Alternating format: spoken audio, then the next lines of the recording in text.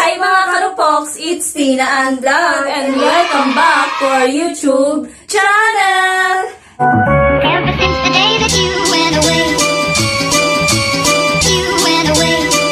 you've been sending flowers, flowers to me, flowers today, flowers today, instead of sending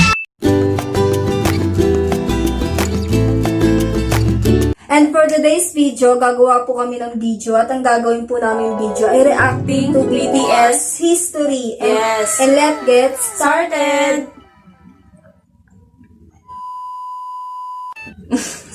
So ito guys, disclaimer lang guys kasi hindi talaga siya yung ARMY fan o K-pop group talaga Yes guys, drama. wala akong alam dito guys ha. So don't bash kasi hindi ko rin sila naintindihan. So may ano naman dito guys. may translate naman siya guys. Pero so, sa opinion ko na lang sasabihin ko guys kasi hindi nga ako fan. Pero siguradong nakakaiyak yung kwento na kasi naiyak talaga ako na based on sa nakita ko na lang guys ha. So, ito na guys. 둘, 셋, 방탄! 안녕하세요, 방탄소년단입니다. 둘, 셋, 방탄! 안녕하세요, 방탄소년단입니다. 데뷔한 지 이제 오늘로 16일이니까 5일째인데요. 완전 생초짜 신인입니다. 무슨 거예요? 네, 감독님들이 정말 저희들의 이름을 모르시거든요. 신인이다 보니 이 이름표가 없이도 저의 이름을 정말 아셔서 저의 얼굴만 보고도 누구신지 아실 수 있게 정말 그날까지 꼭 입어보도록 하겠습니다. Ito yung kasi yung guys, yung mga panahon na talagang bago pa lang sila, talagang kaka-debut lang nila na Oo grupo. guys, tapos sa tingin ko lang 2013 sila nag-start. Oo, 2013 sila nag-debut pero sila yung mga 2010 pa talaga sila nag-start. Okay. Bale, nag-training muna sila kasi parang ano yung audition, nag-audition muna tapos naglaban-laban tapos sila yung napili. So, ganun, kasi mahirap lang talaga na kumpanya yung napasukan nila. Kaya talagang struggle talaga sila sa mga gamit tsaka yung mga allowance nila. So, ano natin? Patuloy lang natin guys. Yan.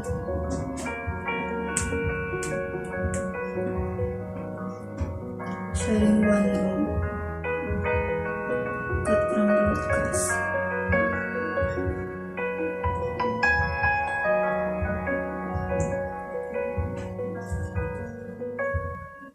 Sasabi mo dun. So guys, napansin ko lang na talagang nag-start sila sa walang-wala. So tapos nagsama-sama pa sila sa isang Dorm lang. Sa isang dorm lang ng lahat talaga sila. Siksikan guys. Tapos parang umano sila sa isang maliit na company lang. Yes. Mahirap lang talaga. Tapos hanggang sa okay, tuloy ko muna guys ha. Okay. Oo.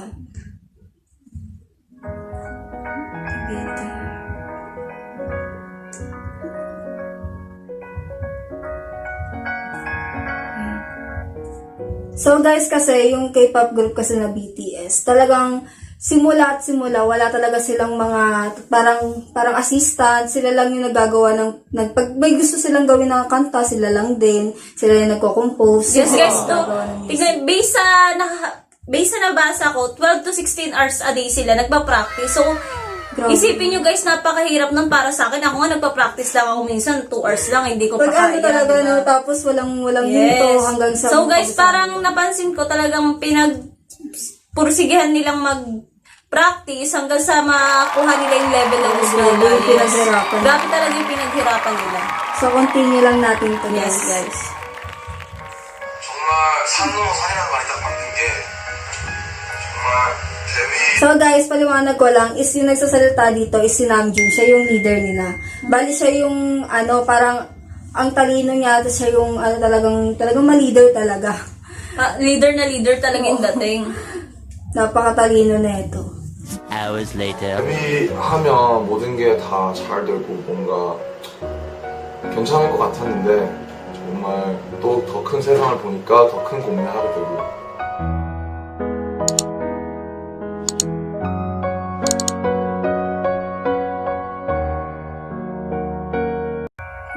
Ito yung mga picture na talagang dati na talagang na sinasabihan sila na Di mo kaya yan, di kayo makakaangat dyan dahil nga nanggaling sila sa maliit na kumpanya.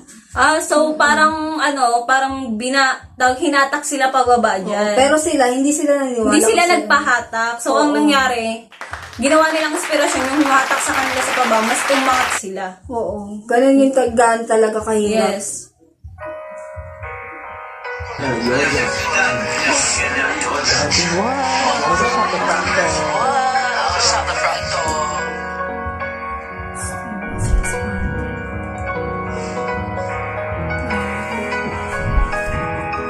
Ito yun guys na dumating sa punto na nakakatanggap sila ng threat sa buhay nila dahil si Namjoon nakatanggap siya ng mga threat sa nila kasi nga madami nga nagsasabi na hindi talaga nila kaya na hanggang doon lang talaga sila dahil nga dangal sila sa maliit na kumpanya.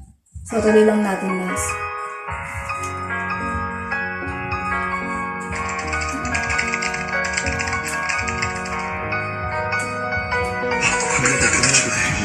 비나김을 한다. 열심히 하는 것만으로는 아무도 이룰 수 없을 것 같다.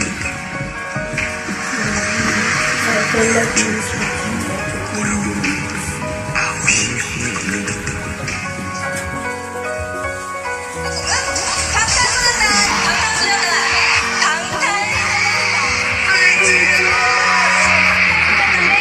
Yung simula nung nag-debut sila, dumaan yung mga taon, pagdating ng mga 2015, nanalo sila sa Music Mama. Mama yata yun, guys. Wait lang balik ko lang. 아무도 이룰 수 없을 것 같다.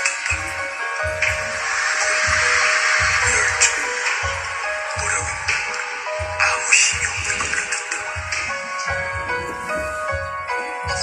Ayun, yung first award nila is dun sa may Korea sa music show, I Need You. Dun sila nung nanalo hanggang sa sunod-sunod na taon. Grabe na lang sila. Guys, pasensya lang, hindi ako masyado sumasagot kasi hindi ko masyado makinig. Hanggang sa nakapunta na sila sa Billboard. Isipin mo sila yung kauna-unahang K-pop group na nakatanggap ng award sa Billboard. Ang galing naman. Ang galing no? Kasi parang yung inspirasyon nila noon. Kasi yung nila dito, yung pinakabata sa kanila, mga 15 lang nagsimula o 13 nagsimula. Galing pa siya sa Busan. So imagine mo, bata ka pa lang, luluwas ka na ng Seoul. Taga Busan siya. Ang layo ng niya doon, agwat niya doon. So, doon lang siya, parang lang sila, sumubok lang sa buhay. Kasi ang dami Doon naman kasi talaga lahat, di ba? Kailangan sumubok sa buhay. Kailangan isugal lahat ng mga bagay na mayroon ka dapat para makamtan mo yung mga pangarap mo. Tsaka ang dami nilang sinalihan na kumpanya, yung JYP, yung mga sikat sa Korea na mga company, hindi sila natanggap. Hanggang dito sila bumagsak. Pero hindi naman sila nagkamali. Oo, ang dami lang, hindi sila tinanggap ng mga audition kasi mahirap din kasi mag-audition sa mga company na malalaki. Kasi ang daming expectation ng mga tao dyan pag sa'yo nag-audition ka. So, nakakabilib naman sila. Maano talaga sila. Talagang pursige. O, tsaka bago sila sumikat, back up muna sila ng pinakasikat noon. Oh. Ganun yung mga nila. So, nakaka-inspired talaga, guys. Yes. 2018, 2019, sila pa rin. Minutes later. Sunod-sunod The talaga. one made some really regrettable marks about BTS. When I first heard something Korean had exploded in America, I got worried. Yikes. I don't know. I think they look very nice. So, ang dami nilang, hanggang sa buong mundo, sumikat na sila. Ang daming nagbabash sa kanila kahit artista. Bakit daw ganun sumikat yung kanta nila, hindi naman daw naiintindihan ng mga tao. Hindi naman porkit kasi sa hindi naiintindihan. Ako nga hindi ko naiintindihan pero gusto ko sila. Why? Kasi yung mga nila, yung mga performance nila, di ba? Hindi yun naman nababase lahat sa bibig lang o sa salita. Oh, tsaka ikaw na din naman mismo makakasaksi ko pag napanood diba? mo to. Tsaka nakita mo, syempre, pag sa unang kita mo is, bakit naman sila hinahangaan ng iba, di naman nila. Tsaka kanya-kanyang ano yan. Oo, kanya-kanyang ano lang yan, guys. Kung sa tingin nyo is hindi nila deserve yung mga natatanggap nila. Para sa amin, para sa akin na armies, deserve nila yun. Kasi syempre, pinaghirapan naman nila. Tsaka hindi naman talaga nila parang hindi lang pinaghirapan, galing sa madali. Pero alam niyo mga pagsubok na dinaanan nila is makikita mo talaga yung porsigido nila. Oo. Tsaka deserving naman talaga sila. So, start na. So, mga army dyan? Nag-iinit na yun, no, mga army. How did this become a thing in Western culture where all these grown men and little girls are off to low K-pop boys? Listen, the guys were snubbed. They've broken all these records. They've had an epic year. They should be in all the major categories. I don't like the fact that they've separated them. Sorry to interrupt you, Denny, but that's what it's crazy because they constantly outsell American counterparts. They outperform them, but they're still not acknowledged in the way they should be. They're really trying to maintain their identity, and there is a barrier there when it comes to the Korean language. Like, obviously, there's going to be some North American audiences that aren't going to have that on rotation, and it's still an issue with radio. That's the big thing. Like, Our fans, I think they're like more enthusiastic than anyone. can you describe that enthusiasm? They brought a boy band from Korea to Grammys. My next guest can only be described as an international music phenomenon. They have made Time Magazine's most influential list. Ano masasabi mo dun, Be? Diba? Hindi ako masyado na. Hindi kasi, guys, ito na yung mga pagtungtong ng 2018. May magasin na sila, oh. Oo, alam mo, ano sila dito sa Philippines ng 2013. The Wings yung ano nila. Pero hindi ko pa talaga sila kilala, hindi pa ako popular sa kanila kasi hindi pa talaga sila masyadong sikat. Pero sikat na sila nun. Last concert nila is 2018. Hindi nga lang talaga sila dito bumisita. Pero around the world yun. Ang daming pumuntang army, ang daming artista na pumunta. Si RC Munoz, grabe na nanonood ako sa mga vlog niya. Grabe ang bias niya kasi si Bini. Pero ang bias ko si B. Yung mga vegan, si Taeyong lang, no? Pero love ko naman silang lahat, no? So, let's start. They're the first Korean act to reach #1 on the Billboard charts, and they just became the first group since the Beatles to earn 3 #1 albums in less than a year.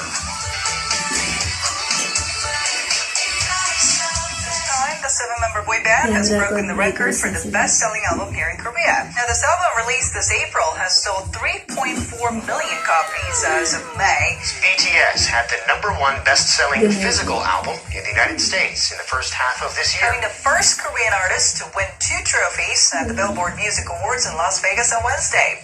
The awards were Top Social Artist and Top Duo Group. BTS has been named the Group of the Year on Variety's Hitmakers list. BTS performed at the U.S.'s most-watched New Year's concert, New Year's Rockin' Eve.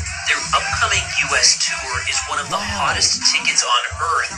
Even more remarkable, considering most of their songs are not in English. They're headlining 2 sold-out nights at Wembley Stadium, performing for 60,000 screaming fans. Ganito. Imagine mo, pag binash mo, ganyan yung ang daming mga away sa'yo. So, wala naman talaga tayong karapatang i-bash yung tao, lalo pag hindi natin personal na kilala. Yes. So, binabash lang, kaya lang naman tayo nagbabash kasi yun yung nakikita natin, naririnig natin. Pero di naman talaga dapat i-bash. Diba? So spread love lang, wag ganun. So, pasensya lang, wala talaga ako masabi. So, continue.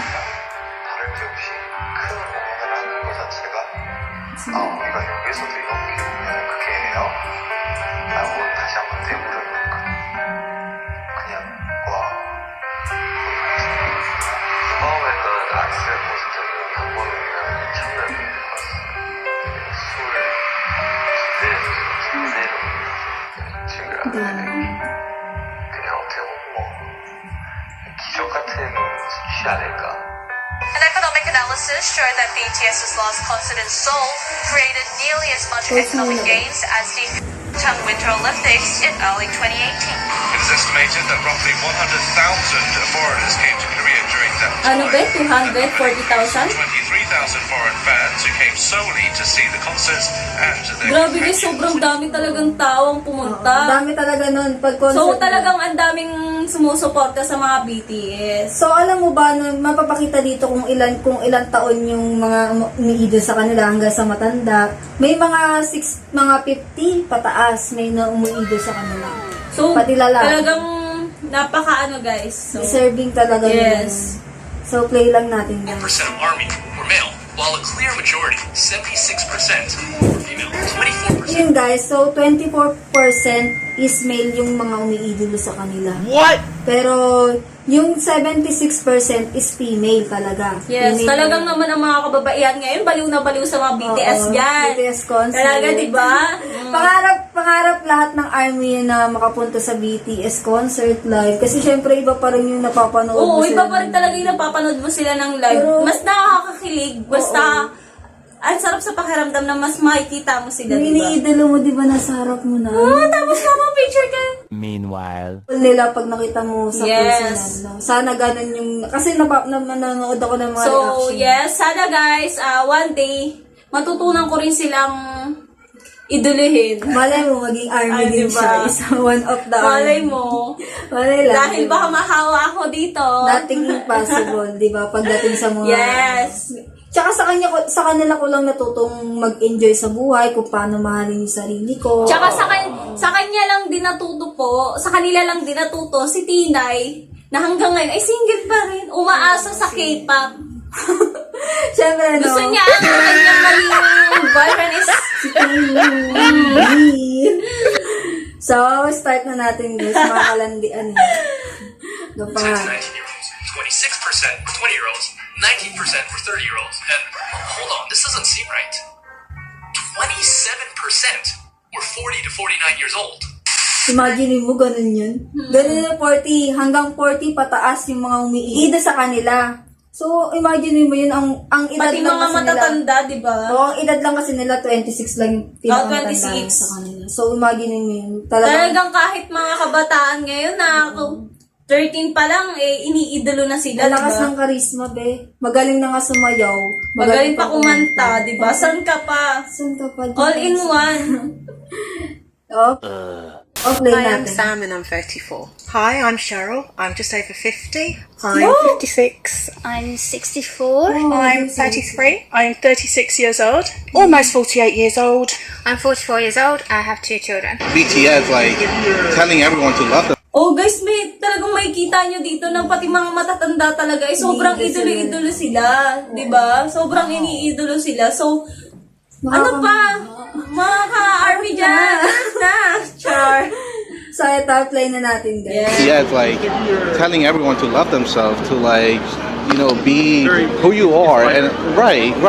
And, you know, having a group of, like, musicians and, like, really talented people talking about, like, better yourself, love yourself, and, you know, become something good in life. It's actually good. I love the band for their message. They're giving people who are misunderstood the belief that what they're doing is right, and I think that's very important. You should love yourself. For a group that is such larger than life, that it can be so easy to like dehumanize them. Yeah. They really do a good job of keeping themselves like really like just natural and humble. I've never seen a whole concert. It's astonishing. I don't know how they do it. They are amazing performers. And we load up and we had a blast. We got out of our seats, we got right down in the pit and broke.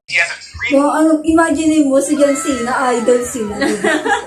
Imagine mo yun, na yun, parang international yun, napaka-big deal naman. Yes. Para sa kanila is parang John Cena, iba yun, malakas yun. Parang ang nakakamangha sa kanila, kahit pala ibang artista is humahanga din sa kanila. Yung parang nakakaintindi sa kanila kasi napakaganda din kasi ng campaign na parang inaano na si Love Yourself, parang tinuturuan ka nila kung paano mo mahalin yung sarili mo, kung paano ka speak yourself, parang ganun, parang ipahayag mo yung sarili mo sa ibang tao, kang matakot na kung ano man yung sabihin nila, continue mo lang yung buhay. Continue mo lang kung ano yung mga gusto mong gawin. Deadbahin mo yung mga pangbabash nila. Sa kanila ko lang talaga natutunan yung mga ganong bagay. Kaya rin talagang hinangaan ko lang din talaga sila dahil doon. Okay. So, play na natin. Play lang natin, guys. Teamed up with UNICEF and spoken in front of the UN about the importance of Ito yung guys, ito yung basic sabi ko sa'yo na UNICEF na word na parang magdo-donate ka, para siyang charity. Oo. Na parang sa mga batang naulila, gano'n, magdo-donate Ayos, yan yung sinasabi mong nag-donate sila ng malaking halaga. Oo, na tinapatan din naman talaga ng mga armies. Yes. Nakakapanghain, no? Parang $30 yata, guys. Correct me if I'm wrong, di ba? Comment down below na lang kung ilan yun talaga. Pero yung yata yung narinig ko. So, play na lang natin to, guys. Para malaman. We have learned to love ourselves. So now I urge you to speak yourself. BTS mission and always be to protect and heal others. Big hit. 방탄이라는 게 이제 총알을 막아낸다는 의미잖아요. 총알처럼 쏟아지는 편견과 억압에서 이제 당당히 저 이 세대의 생각과 가치를 지켜야겠다. 그런 심오한 뜻이 담겨 있어요. 야, 좋다. I'm finding how to love myself. Dito talaga ako naiyak mo. You guys taught me through your eyes, through your love, through your tweets, through your letters, through everything. You guys taught me and inspired me how to love myself. And loving myself is my whole life goal until my death.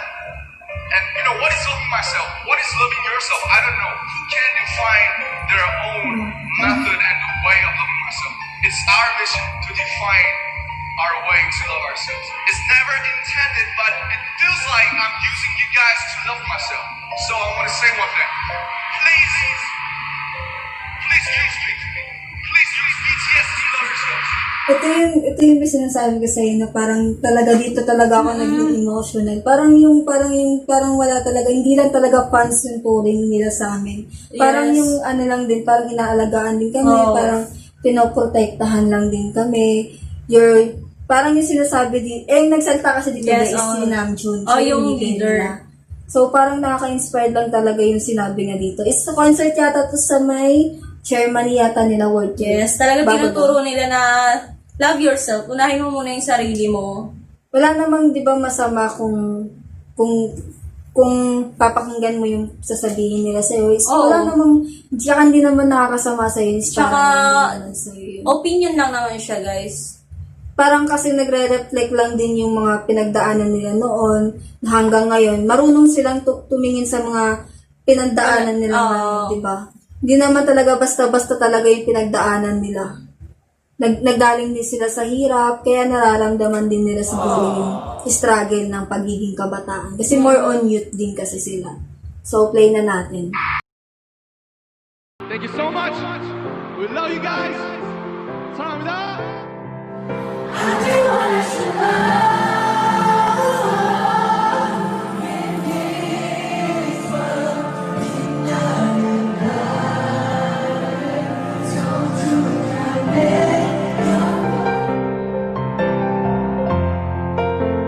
Ito yung sinasabi ko sa iba na simula. Nag-ano sila ng mga flyers? Pumunta sila sa Amerika para lang mag-ready sa parang concert nila. Ngayon, ang ginawa nila is sila mismo yung nagbibigay ng flyers. Nag-i-invite sa mga tao para lang pumunta sa concert nila. O, diba? Isipin niyo kung gaano kahirap yung inano nila para lang may uman sa concert nila. Di rin. Pero alam ko guys, is nagsimula sila sa maliliit na fan club hanggang sa milyong Kasi gano'n naman talaga, diba? Kailangan mo talagang magsimula sa pinakamaliit bago ka umangat. Pero sa kanila kasi, may ibang kasing tao dyan na kapag nagsimula sa maliit, hindi na nila tinutuloy hanggang pag binabash sila. Ito kasi ang ginawa ng mga BTS is, habang binabash sila, lalo silang umaangat, lalo nilang pinagsumikapan. Eventually. Kasi, di ba, maraming lubak ang kanilang pinagdaanan, pero tignan nyo naman guys kung gaano sila kataas. Kung gaano sila nakakatingin. Yes. Many months later. Guys, play na natin. Patapos na siya.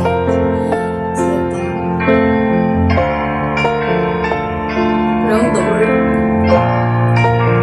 Ang sayo nito. Round the world.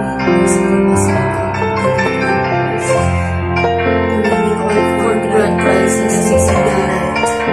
Dito is ito yung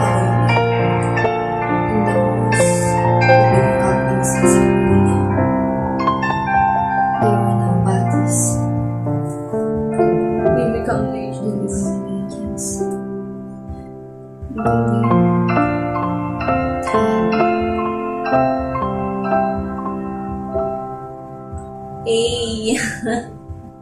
So, anong masasabi mo sa napanood mo ngayon? Maganda. And Sa tingin mo ba, balang araw is wala akong masabi. may idolo mo din sila? Sana soon, kasi talagang, para sa akin guys, sa opinion ko, kasi hindi ako mahilig manood ng mga ganyan guys. Kahit na saan, kahit nga Pilipino movies, hindi ako mahilig. Pero anong tingin mo nung una mo na, sino yung mga natatandaan mong members? Wala akong alam sa mga pangalan nila eh. Pero, kilala ko mga mukha nila.